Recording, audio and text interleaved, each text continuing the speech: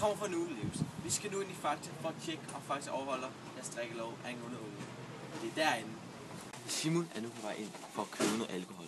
Vi vil se, hvad Christian siger til det. Nu står Simon i køen og er klar til at købe sin første øl.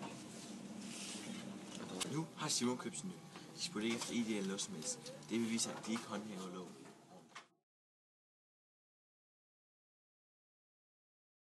Hvornår man køber alkohol herinde?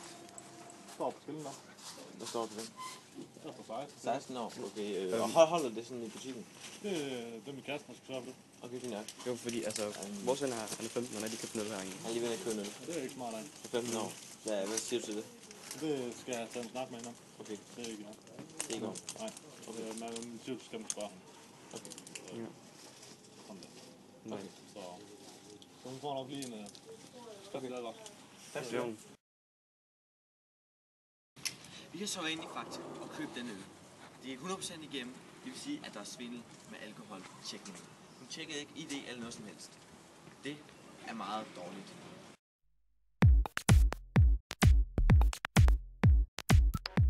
Hej. Vi står herude på Kvickly for endnu en gang med en håndhæve den danske lov. Det er der. Vi står her i Kvickly, og Simon skal vælge sin øl. Kan jeg vide, hvad han vælger? Lars Poulsen.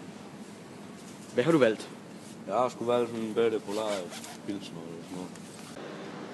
Vi var inde i Kvickly og købte den her øl. Jeg skulle have ID. Godt Kvickly.